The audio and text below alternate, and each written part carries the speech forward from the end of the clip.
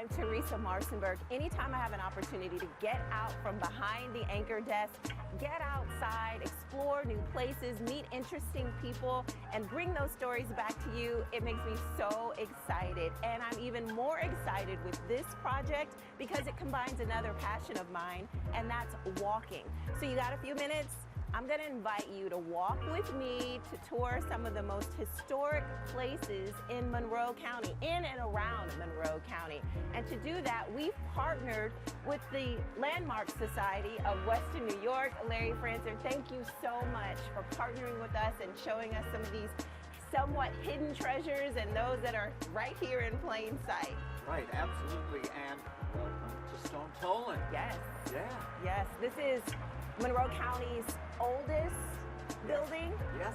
I call it stomping grounds because this, from what I understand, this was the place to be back in the day. Yeah. It was a tavern. It was the place that things happened. All right. And so who's going to help us learn more about Stone-Tolan House? Please. Lisa McNamara. Hi, is Theresa. the top tour guide here. Thank so, you.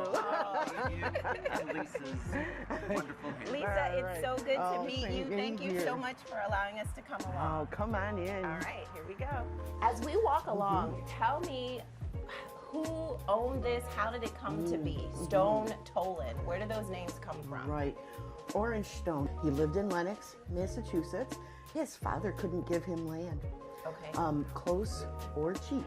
Captain Enos Stone, and that's Orange's father. Okay. He was he was a soldier in the Revolutionary War. He had been through here. He knew this place had great land, great opportunities. 210 acres was given to Orange Stone. Came here with family, friends, neighbors in order to settle. And this was a farm, right? Yes, Okay. he had to clear it first. In fact, right about the parking lot, imagine his little log cabin, because he had to stay and he needed shelter. There was nothing here but trees All at the right. time he came in 1790.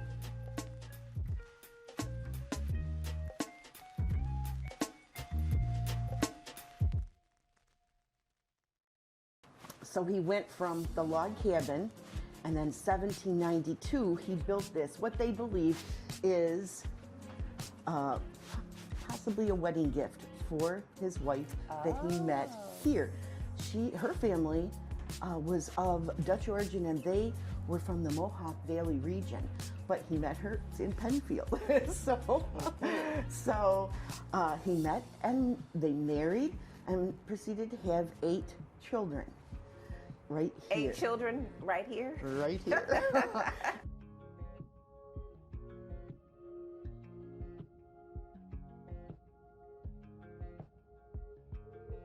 And then we could walk to her pantry. This room? Okay. Okay. And we are going to walk up to the threshold and peek in and see what you can see. And one of the interesting things in the pantry is that all but one of the shelves are original. There's even a little mouse hole still from that time. Okay, you said mouse, it's time to go. Oh, and you can actually peek through the pass-through and see just what things she kept in her pantry. Might be different than what we do today. So tell me what we're doing. What's Well, happening this here? one, you can smell the back of it. Oh, it's tea. Yes. Wow. Yes. All those tea leaves crushed up, pressed into a mold, and that is how he could purchase that from Tryon and Adams store about 1.5 miles away. So Tryon and Adams, also you could get the sugar, other items like the cinnamon that you noticed. Nutmeg is in the corner. Okay. What's in this bowl? That's hops. Ah, it looks like my cereal. You know, they didn't have yeast, so it wasn't invented yet. So they would make hops cakes, and they'd take brewer's yeast and cornmeal, make little kind of cakes, and then pop it into, that would ferment, and then they would pop it and make a leavened baked good. And then you have your beautiful hearth and all of the things. Mrs. Stone probably didn't step away too much from the hearth because cooking was just so, time consuming. Right there, which would have been my favorite, is the beehive oven. And that is where she would bake. And that is very time consuming. A whole day would be devoted. And just the getting the bricks hot enough and have them retain that heat was amazing. I see a pie in there. Yes. Yes. Good. Oh, it's got some weight on it. Yes, it does. Yeah. And so this is what they would use to pull things in and out of the hearth, the oven there. Very good. Yep, you got it. Yeah. And this beautiful tin reflector oven. Imagine a big turkey. Kind of. Yes. Of course, it was people powered. That was a child sitting there. Making it go, yeah. Yes. All hands on deck.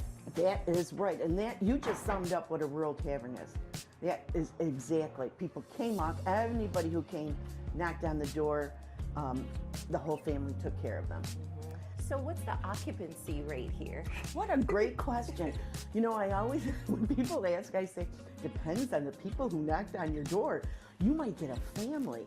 You might get a drover coming in, or a soldier.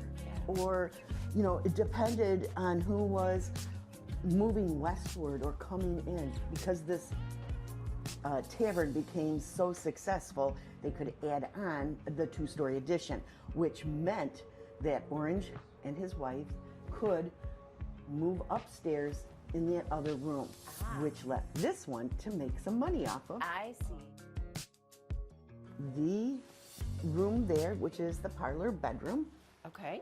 This is pretty spacious. It is. Again, you're in the 1805 edition, 2 stories. And it's a relaxing room. And there's a good reason for it. After the end of the day, you can imagine the family coming here, relaxing. So they turned it into a bedroom too. And it wasn't unusual, because what if your auntie was sick? That's right. She was invited, so we have the trunks like you saw in the other room. And she's not going to be climbing those stairs. So they did have a bed. Now this one's interesting. It's a campaign bed. It kind of folds. You can take it apart. So it's really kind of nice. Plus, it being really a portable. canopy. Yes. The blanket chest over there is the oldest. You saw me looking at that, yeah. Yes, it's fine. It is a beautiful piece, and it is the oldest in the house. Okay. That would have been a generation, passed on to generation, that kind of piece. What is this interesting piece here? What do you see? Oh, the bed key. In fact, You needed a key for the bed? actually these ropes, you had to tighten them. They say Mr. Stone was very tall, and so if he got into this bed, it would probably sag, and so you could have it tight, sleep tight. Tight mattress, right? Exactly. And so the bed key would tighten that up for you. So what is this room over here? That is the tavern. So this is the hangout. This is the stomping ground. Yes, yes. That's right. You came here to get the news, find out what was going on, have, create friendships. Yeah. And they could sit at this table. They had other tables. I can see the kids now coming and making sure that there is tobacco. There's the rope tobacco. There's checkers. Animals eat the corn that Orange grew. And so that's storage corn, chopped up just like cookie dough. Yep. So creative. Yeah. And again, recycled, reused stuff that we would, throw out. To find a purpose for everything, yeah. Yes, Yeah. exactly. I see this is interesting. So if we were coming, and remember it was all forest, you didn't know probably what day, and coming here can kind of give you a nice little orientation. It's part of the news. It's like, what day is it? I've been like that. traveling so long. I like that. What's happening? have a little drink. That's right. And some Just to food. warm the blood. Now you can go right up into the tap room and This is where you get the exactly this is where the bar juice and the is. grill. Yeah. Pretty cool. Uh-huh. The glasses. And they say everything. he was tall, so it's a good thing because look at. Was he the bartender? You bet. Yeah, he was taking care of the. That's This is where the right. money was, That's right? Yeah. right. And when this is lit, that is a lovely room. When it's lit. Yes. Yeah. And then the bar and the grill, when it's no more drink that's going on, the bar and the grill comes down and the door locks up. Last call. That's right. The benches are there, and that really is a jump start to one of the things that happened in this room, and that was April 5th, 1814, Brighton came to be. First town meeting right here. I read about that, the first town meeting. I think I heard you were interested in something that not many people see. Yes. Okay. Yes. Okay. I'll let you get there. And you don't have to strain your eyes or anything, but that little poem is the clock talking about time. And it was a little secret. We don't usually open up the door. But that poem came with the clock.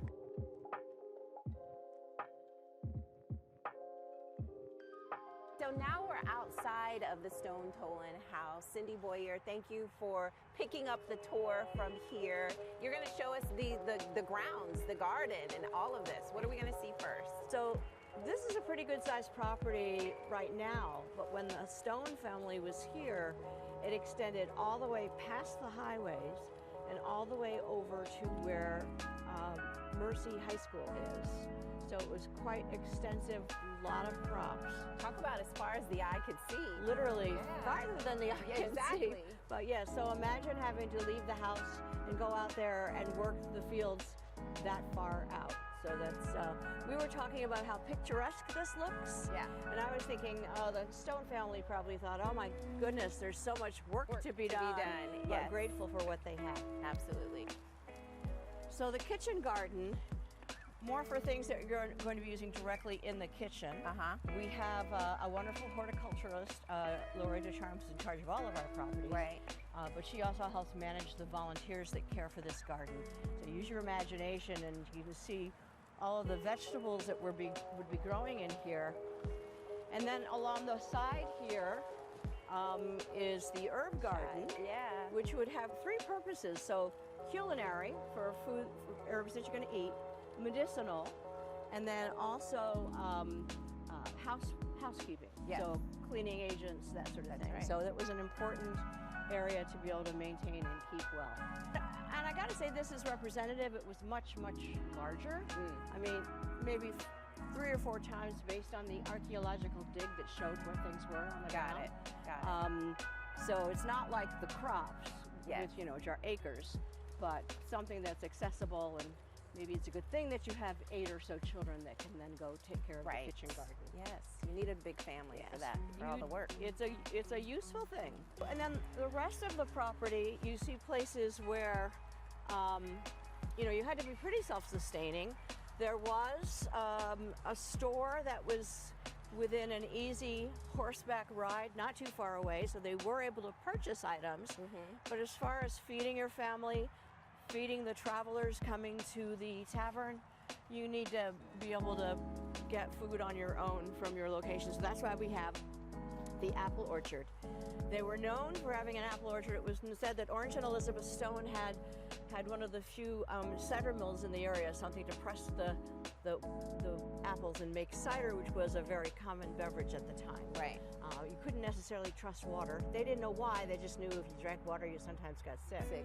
So cider was an important thing to have. Here's the well. Poor Orange Stone, when he first arrived, the water table was very low here. The bedrock was high. He dug 3 wells before he hit water. Whoa. You can't have a property without water. So Right. the well sweep, which is this long thing, it's like a seesaw or teeter-totter. You lower it down and let it fill with water. It would be the older children's job to carry the water to the house. And that would be, I'm sure, a difficult task again and again and Couple again. of times, Yeah, exactly.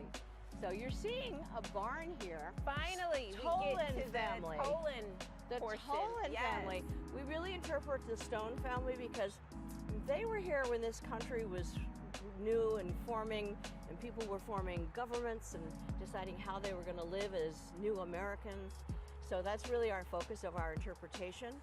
But the Tolan barn left us with a wonderful place for our education center where students can gather to get oriented, and we can have Okay. other events here as So well. do the students come here first They come before here they go first, and yeah. see, so they can know what they're about to see? Exactly. And then they go in. Exactly. So the two other buildings that are on the property that have been, again, created for us here. You can probably guess what that little red one is. Yeah, the outhouse. Trying to see how far away from the house it is. Oh my goodness. Oh, you know what? The squirrels have been busy. They put those in there? Yes, they did. Storing up. We've had them fill the other building that we're about to see. So yeah, oh, that is hilarious. You didn't stage this. No, I promise we did The not. squirrels You're did this? Yes, there are red squirrels on this property. They're very protective. But no, you're supposed to be able to see the corn cobs there, which is the early 19th century version of toilet paper. Never been this up close and personal Well, with the outhouse. It is not in use. Doesn't actually Sure. have a pit. Yes. That's why we lock it when we're not here. Right. So people don't get confused. Except for the squirrels. Except for the squirrels, which are getting it. You can see we've tried to stop them Yeah. with netting, but now I'm afraid to look inside the next building. They're taking over. This is the smokehouse, Okay. not where you go to smoke, Gotcha. but where the you meats. smoke the meat. Mm-hmm. One way of thinking about it is we say to the kids, well, you know, if you went to the store and hamburger was on sale and you bought 20 pounds of hamburger meat, what do you do with it when you get it home? Gotta You're not store going it. to eat 20 pounds. You're going to put it in the freezer. So when they get meat, it's because they've slaughtered a whole animal. What are they going to do with all of that? Smoke it one way to dry out the outside so that they can preserve it. This is a fancy smokehouse because it has a basin where you could boil water and help to put the hog in there and be able to more easily scrape off the skin, the hair. Right. And you could also dry herbs here, but they wouldn't live here. They would come back into the house. They would Got just it. dry here. Yeah. You know, the house, the front part of the house, I was just thinking, is 220 years old. Mhm. The back part of the house is another 15 years. Yeah. This is what I like to call the secret of the Stone-Tolan House. Is it one house or two houses? You've already been inside, so you know it's one house, but it was originally just this back This part. part, yeah. And the attic above. What's fun about this house, it tells you something about the Stone family and their aspirations of how they wanted to have a good life and participate in their community. Because they built a house out here where you could get boards, not that easy in 1805 to get brick.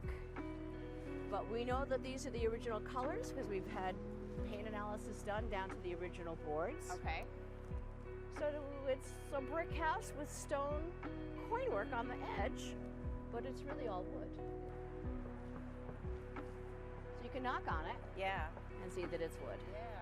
So, But it has that appearance. but it gave the appearance of a city home with a fine brick facade Yeah. and stone coinwork at the edge to show that you've arrived someplace where we know something about what we're doing. Yes. However, it's important for us to remember who was here first, and we're going to see something related to that right over here. Okay. This giant rock,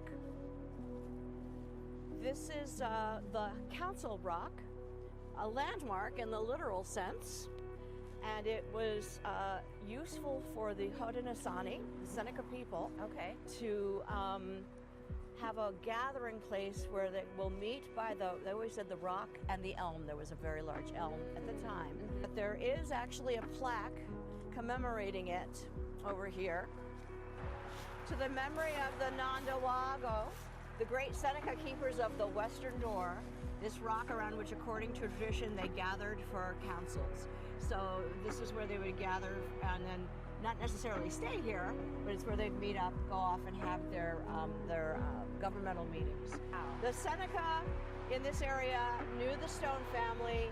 They were comfortable meeting with them and visiting them. So this was important to keep on the property with that. It's pretty special that they kept it here. It is. Mhm. It is that they recognized. Yeah. So Yeah. we tell the kids to treat it as a sacred place because it was.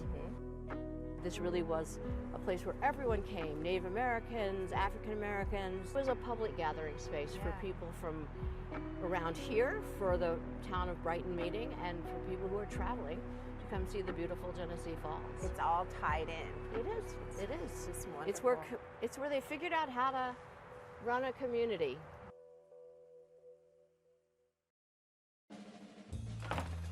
Oh my goodness. So much to see inside and outside of the Stone-Tolan Historic Site. Thank you for walking with me. We'll see you next time.